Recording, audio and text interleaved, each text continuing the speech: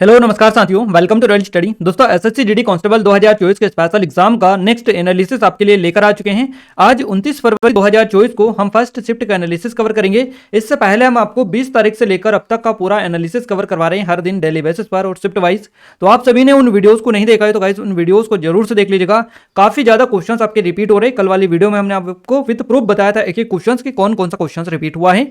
तो आपको आइडिया लग चुका होगा कि कितने ज्यादा क्वेश्चन रिपीट होते हैं। जिन लोगों का आगे आने वाले दिनों में एग्जाम है जरूर से वीडियोस को देखकर जाएं।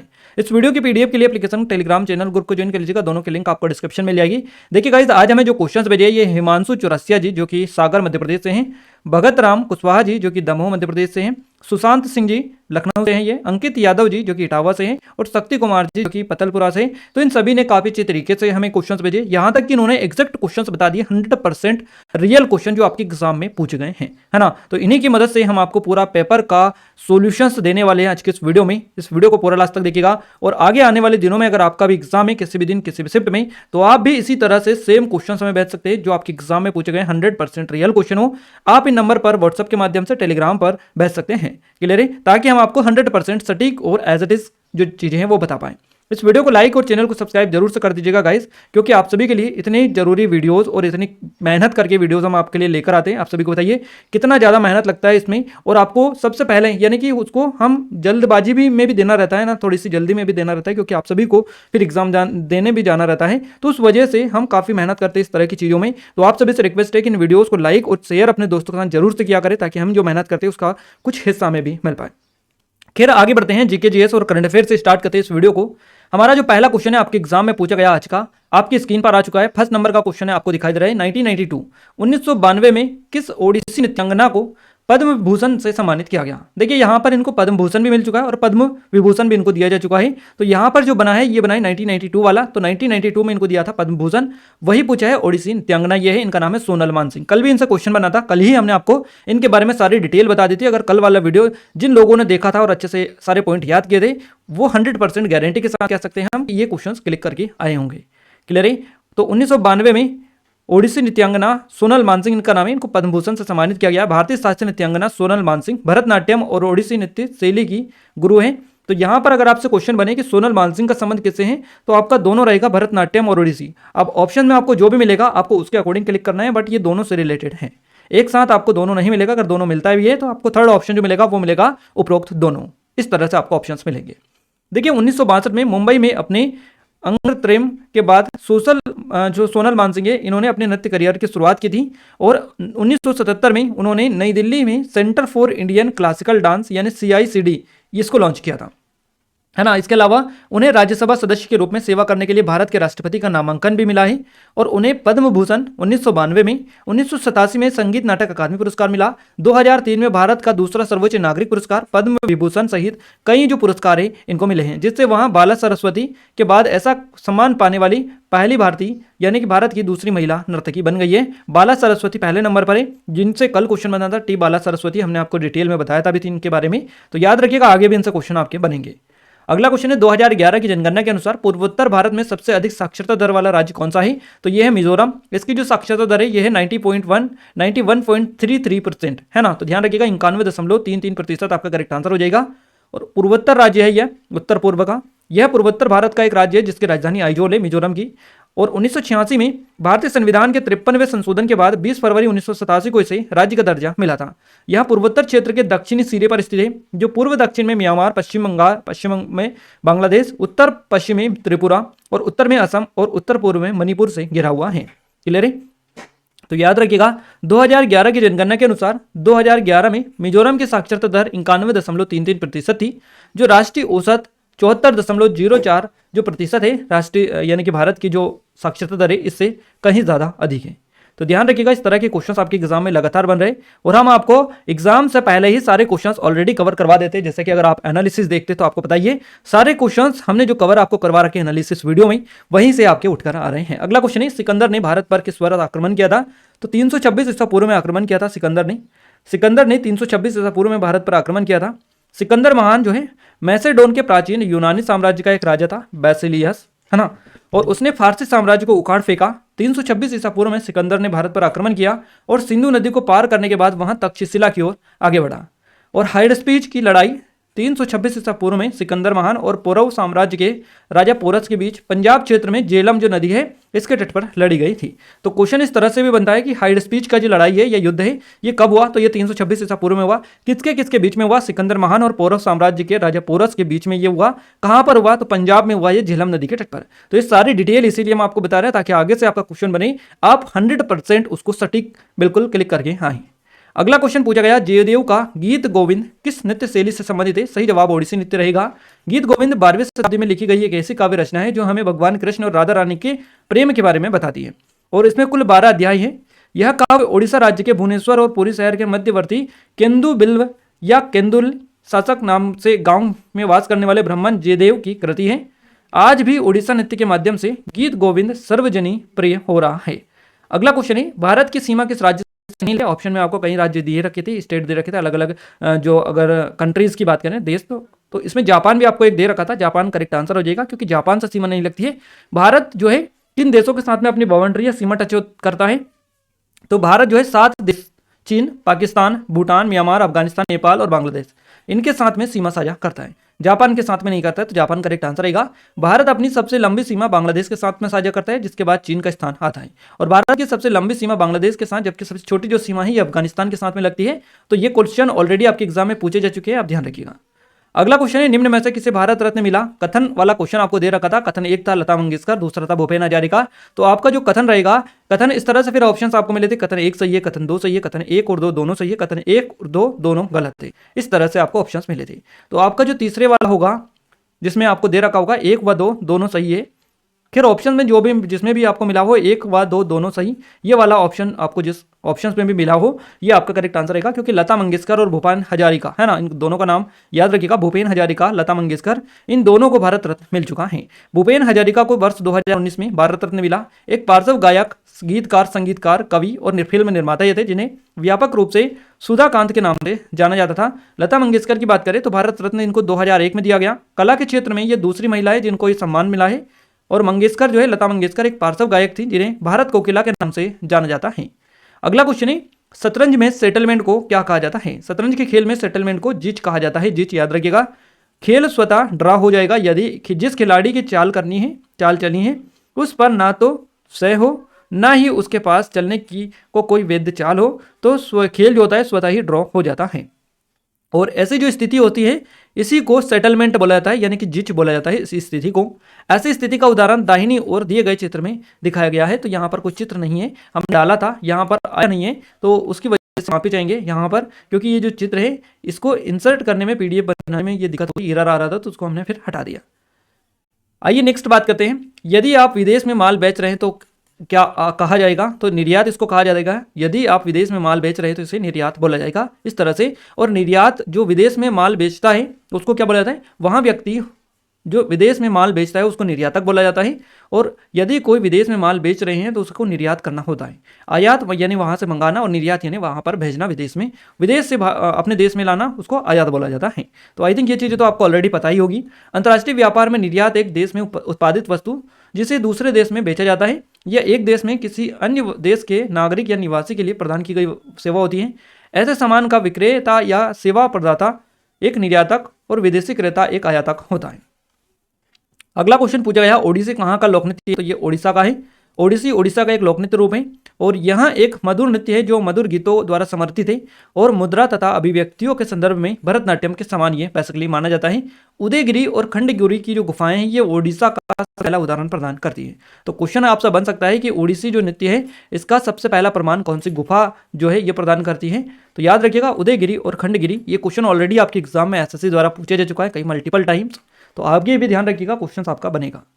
नेक्स्ट क्वेश्चन है, अधातु विद्युत की डैश होती है? तो धनात्मक होती है या ऋणात्मक? तो ऋणात्मक की होती है। अधातु धातुओं के परमाणु इलेक्ट्रॉन का त्याग कर धनायन बनाते, इसलिए धातुएं विद्युत धनात्मक होती हैं। इसके विपरीत अधातु के परमाणु इलेक्ट्रॉन ग्रहण कर ऋणात्मक बनाते हैं, ऋणायन बनाते हैं, इसलिए अधातु विद्युत ऋणात्मक होती है। अधातु के बारे में कुछ पूछा गया है, ऋणात्मक आपका करेक्ट आंसर रहेगा। धातु पूछा जाता तो धनात्मक हो जाता। अगला क्वेश्चन है, परिवहन और भंडारण किस क्षेत्र के अंतर्गत आता है? तो ये तृतीय क्षेत्र का या इसको सेवा क्षेत्र भी बोला जाता है। तो इन दोनों में से जो भी मिला होगा तृतीय सेवा क्षेत्र आपका करेक्ट आंसर रहेगा। परिवहन, संचार, बैंकिंग, भंडारण, व्यापार आदि सभी तृतीयक या सेवा क्षेत्र के अंतर्गत आते हैं। प्राथमिक क्षेत्र में क्या आता है, वहां क्षेत्र जिसमें पृथ्वी की प्राकृतिक संसाधनों का दोहन करके उत्पादित कृषि वस्तुओं, चावल, गेहूं, कपास आदि जैसे कि प्राकृतिक उत्पाद शामिल होते हैं। तो ये जो है चावल, गेहूं, कपास, ये सभी आते हैं प्राथमिक क्षेत्र के अंतर्गत। दूसरे क्षेत्र में कौन आते हैं, वहां क्षेत्र जिसमें माल शामिल होता है, जैसे औद्योगिक गतिविधियों या विनिर्माण के माध्यम से प्राकृतिक उत्पादों में बदल दिया जाता है, उसको द्वितीयक क्षेत्र में बोला जाता है। और इसके अलावा तीसरा जो क्षेत्र है परिवहन भंडारण, तो ये जो होता है इसको सेवा क्षेत्र या तृतीयक क्षेत्र बोला जाता है। अगला क्वेश्चन है, सर्वोच्च न्यायालय किस अनुच्छेद के तहत रिट जारी कर सकता है। तो अनुच्छेद 32 के तहत सर्वोच्च न्यायालय रिट जारी करता है। ये क्वेश्चन वापस से रिपीट हुआ है, इससे पहले भी पूछा जा चुका है। अनुच्छेद 32 संवैधानिक उपचारों का अधिकार प्रदान करता है, जिसका अर्थ है किसी व्यक्ति को अपने मौलिक अधिकारों की रक्षा करने के लिए सर्वोच्च न्यायालय जाने का अधिकार है।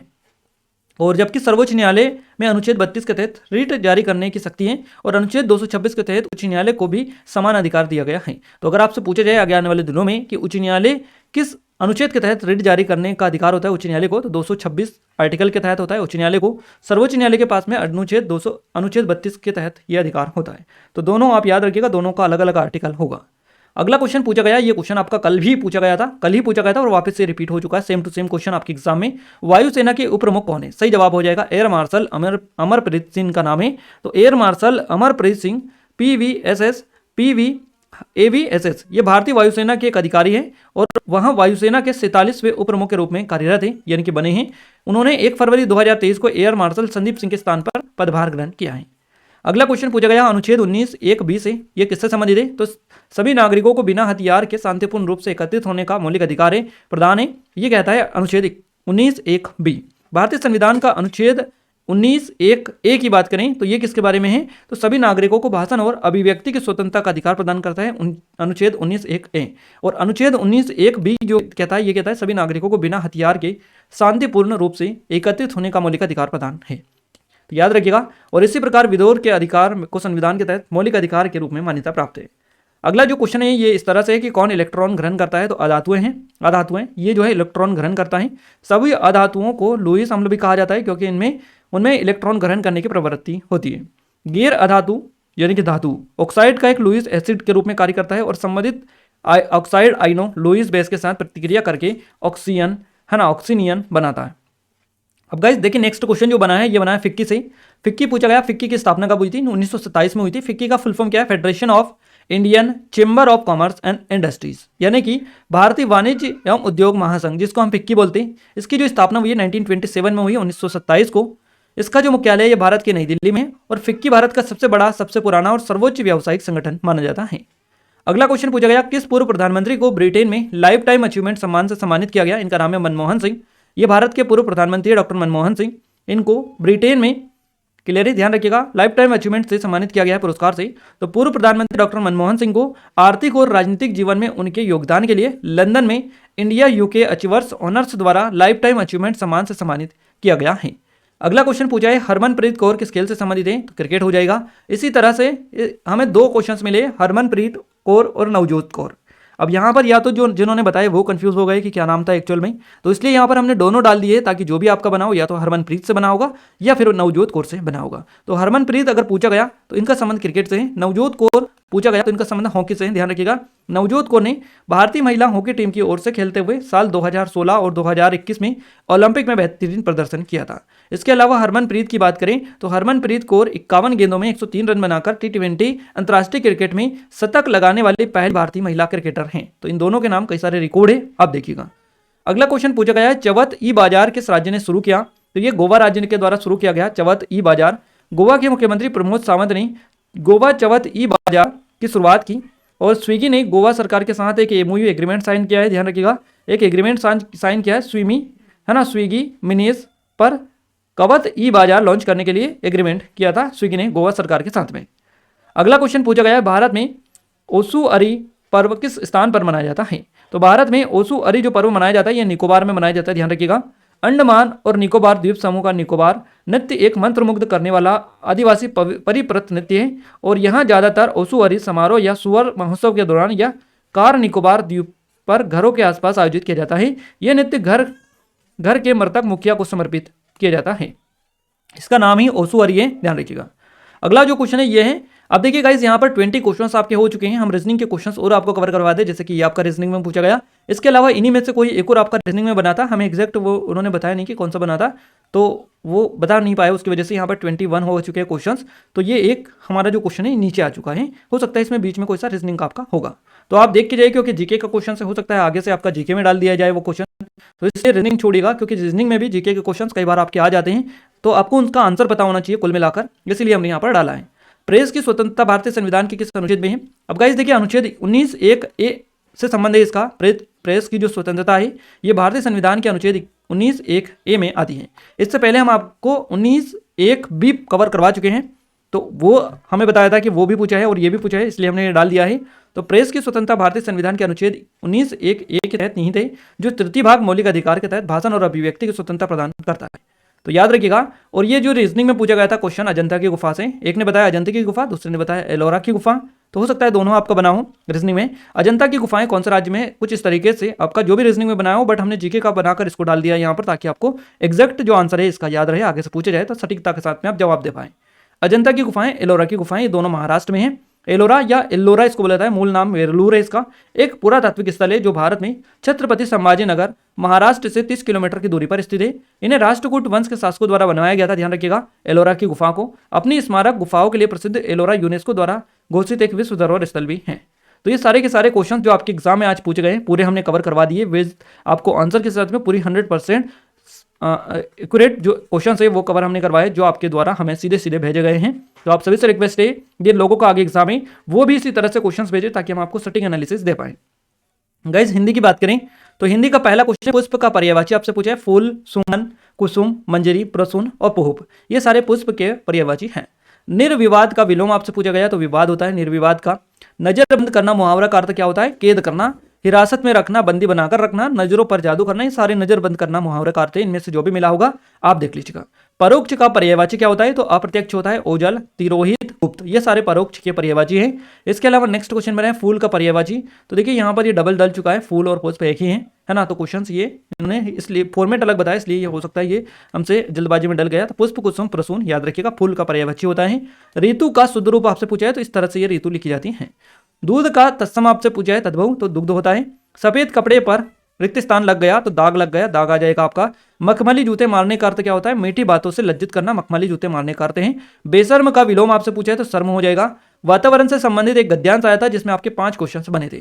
इसके अलावा वाक्य शुद्धिकरण से 2 क्वेश्चंस बने, यानी कार्ती से 1 क्वेश्चन आपका आया, रिक्त स्थान से 2 क्वेश्चन पूछे हैं। पर्यायवाची शब्द से 2 क्वेश्चन बने, मुहावरे से 2 क्वेश्चन बने, विलोम शब्द से 2 क्वेश्चन बने, लोकोक्ति से क्वेश्चन बना है, तद्भव तत्सम से 1 क्वेश्चन आपको है। मैथ्स में गाइस हमें पूरे के पूरे क्वेश्चन मिल चुके हैं जिस तरह से आपके एग्जाम में पूछे गए। देखिए यहाँ पर प्रिंसिपल दे रखा था, 50,000, रेट दे रखा था 12% और टाइम दे रखा था 8 साल। टोटल अमाउंट आपको बताना था कि आपको टोटल अमाउंट कितना रहेगा। ऑप्शंस भी आपको मिले थे, बाकी हमें जितना ही क्वेश्चंस मिल पाया है हमने आपको बता दिया है। अब आप इस तरह के जो क्वेश्चन है इनके अच्छे से प्रैक्टिस कर लीजिएगा। ये पैटर्न आपका क्वेश्चन का रहा है। इसके अलावा एक और क्वेश्चन मिला था, रेट 40% दे रखा, वार्षिक टाइम आपको 1 साल का दे रखा, इस तरह से आपको क्वेश्चन मिला था। नेक्स्ट जो क्वेश्चन पूछा गया मैथ्स में, ये साधारण ब्याज और चक्रवृद्धि ब्याज का अंतर 360 है और दर अर्धवार्षिक है, तो मूलधन आप ज्ञात करना है, इस तरह से क्वेश्चन मिला था। क्लियर है। नेक्स्ट क्वेश्चन पूछा गया था 25% और 10% की एकल छूट ज्ञात कीजिएगा। छूट वाला बट्टा वाला क्वेश्चन था, ये आपका प्रतिशत से रिलेटेड भी हो सकता है। छूट वाला बट्टा वाला टॉपिक में आप देख लीजिएगा, इस तरह के क्वेश्चन की अच्छे से प्रैक्टिस कर लीजिएगा। अगला क्वेश्चन की बात करते हैं, एक वस्तु के मूल्य में 15% की वृद्धि करने पर उसका मूल्य 11,500 हो गया, उसका वास्तविक मूल्य क्या होगा? इस तरह से ये है। अगर एक वस्तु के मूल्य में 15% की वृद्धि की जाएगी, देखिए कोई वस्तु जो है ये 100% है, तो उसके मूल्य में 15% की वृद्धि की जाएगी, यानी कि 115% वो हो जाएगी, तो उसका जो मूल्य हो जाएगा कितना हो जाएगा? 11,500 रुपये हो जाएगा, इस तरह से, है ना। तो ये 115% की जो वैल्यू है, 115% की वैल्यू है ना, 11,500 है, तो आपको 100% की निकालनी है। 100% क्या हो जाएगा? ये क्रॉस मल्टीप्लिकेशन आप कर लीजिएगा। आपका जो आंसर है जैसे कि 11,500 उन्नीत 100 बटा ये आ जाएगा, इससे ये कट जाएगा, ये डबल जीरो लग जाएगी, डबल जीरो यहाँ पर रहेगी, तो 2 जीरो ये हो जाएगी, तो 2 और ये यहाँ पर आपका जो करेक्ट आंसर आएगा ये 10,000 हो जाएगा, है ना, 10,000 हो जाएगा, जो कि आपको ऑप्शन में मिला होगा। इस तरह से इस तरह के क्वेश्चंस को किया जाता है। विद इन सेकंड में आप इस तरह के क्वेश्चंस को कर सकते हैं। हमने आपको ओनली समझाने के लिए बताया है, बाकी आप आसानी से इस तरह के क्वेश्चंस को कर सकते हैं। अगला जो क्वेश्चन है, 2 संख्याओं का अनुपात 5:6 है और उनका गुणनफल 1920 है, तो दोनों संख्याओं का योग ज्ञात कीजिएगा। इस तरह से क्वेश्चन आपको मिला था। अगला क्वेश्चन है, एक आयत का विकर्ण 22 सेंटीमीटर है और लंबाई 1 सेंटीमीटर है तो आयत का क्षेत्रफल ज्ञात कीजिएगा। इस तरह से ये क्वेश्चन आपको मिला था। क्लियर है? दो संख्याओं का अनुपात 6:4 है तो 6a प्लस b अनुपात 6a माइनस b का मान ज्ञात कीजिएगा। ये इस तरह से आपको ये मिला था, अनुपात वाला यानी कि क्वेश्चन आपको बना था। ये आपका क्षेत्रमिति वाला क्वेश्चन था। इसके अलावा ये भी अनुपात से 2 क्वेश्चन आपके बने थे। ये आपका वस्तु मूल्य से रिलेटेड था, है ना, एक वस्तु के मूल्य में ये परसेंटेज वाला आपका टॉपिक था। इस तरह से आपको जो है टॉपिक हम बता रहे हैं डेली बेसिस पर, वहीं से टॉपिक से आपके क्वेश्चन आ रहे हैं और कुछ नया अभी तक देखने को नहीं मिल रहा है। तो औसत वाले क्वेश्चंस की बात करें तो एवरेज से 2 क्वेश्चंस आपके बन रहे हैं, SICI से 2 क्वेश्चन आपके बन रहे हैं, नंबर सिस्टम से 1 क्वेश्चन आपका आ रहा है, सरलीकरण यानी सिंप्लीफिकेशन से 2 क्वेश्चन आ रहे हैं, मेंसुरेशन से आपका 1 क्वेश्चन बन रहा है, प्रतिशत से 1 क्वेश्चन आ रहा है, लाभ हानि से 2 क्वेश्चन बन रहा है आपका, समय कार्य से 2 क्वेश्चन है, रेलगाड़ी से 1 क्वेश्चन है आपका, चाल दूरी से 1 क्वेश्चन है, LCM SCF से 1 क्वेश्चन है, अनुपात से 1 क्वेश्चन आपका बना है। रीजनिंग में बात करें सिटिंग अरेंजमेंट से 2 क्वेश्चन बनाए, पजल क्वेश्चन बनाए, कोडिंग डिकोडिंग से 2 क्वेश्चन बनाए, ब्लड रिलेशन से 1 क्वेश्चन गया, पेपर कटिंग से 1 क्वेश्चन बनाए, मिरर इमेज से 2 से 3 क्वेश्चन पूछा गया, दिशा निर्देशन से क्वेश्चन बनाए 5 से 1 क्वेश्चन बनाए हैं। इसके अलावा अल्फाबेट से 1 क्वेश्चन पूछा गया, कथन निष्कर्ष से 1 क्वेश्चन बनाए हैं, आकृति से 2 से 3 क्वेश्चन पूछे गए, लुप्त संख्या से 1 क्वेश्चन पूछा गया, नंबर सीरीज से भी 2 क्वेश्चन आपके बने हैं, है ना। तो मैथ्स का तो यहाँ पर आपको आज काफी अच्छे क्वेश्चन पता चल चुके हैं। रीजनिंग में भी इसी तरह से जो टॉपिक हमने बताया यहीं से क्वेश्चंस आपके लगातार बन रहे हैं। हिंदी में भी आपको अच्छे खासे क्वेश्चंस पता चल चुके हैं। यानी कि आज की अगर अपन बात करें 29 तारीख फर्स्ट शिफ्ट का, तो आपको लगभग 50% से अधिक यानी कि पूरा का पूरा जीके के 20 क्वेश्चन पता चल चुके हैं, है ना। हिंदी के भी लगभग पूरे क्वेश्चंस आपको मिल चुके हैं सारे, और मैथ्स में भी लगभग आधे क्वेश्चंस तो आपको मिल ही चुके हैं। तो इस तरह से, और रीजनिंग में भी सारे टॉपिक हमने आपको कवर करवा दिए। तो इस तरीके से आज का अच्छा खासा पैटर्न आपको पता चल जाएगा। 100% ऑथेंटिक जो क्वेश्चन है वो हमने आपको बता दिए, और वो आप सभी की बदौलत ही ये चीज़ें जो है हो पाई है। अदरवाइज हमें क्वेश्चंस अगर आप नहीं भेजेंगे तो हम कहाँ से बता पाएंगे। तो आप सभी से रिक्वेस्ट इसीलिए हम करते हैं हर वीडियो में कि आपका जब भी एग्जाम हो आप हम नंबर पर अपने क्वेश्चन जरूर से व्हाट्सअप करें, टेलीग्राम के माध्यम से भेजें, जैसे भी भेजना चाहें भेज सकते हैं आप, ताकि हम आपको 100% ऑथेंटिक और एक्यूरेट एनालिसिस दे पाएं। Clear guys? इस वीडियो की PDF के लिए आप टेलीग्राम को ज्वाइन कर सकते हैं, जिसकी लिंक आपको डिस्क्रिप्शन में मिल जाएगी। हमारी एप्लीकेशन है उसको भी डाउनलोड कर लीजिएगा, दोनों की लिंक आपको डिस्क्रिप्शन में मिलेगी, दोनों जगह पर आपको PDF मिल जाएगी। इस वीडियो को लाइक नहीं किया तो कर दीजिएगा, शेयर कर दीजिए अपने दोस्तों के साथ में, ताकि हमें सपोर्ट मिले, मोटिवेशन मिले, आपके लिए और अच्छे से अच्छे वीडियोस लेकर हम आने की कोशिश करते रहें। क्लियर है? तो मिलते हैं हमारे नेक्स्ट शिफ्ट के एनालिसिस के साथ, तब तक के लिए जय हिंद, वंदे मातरम।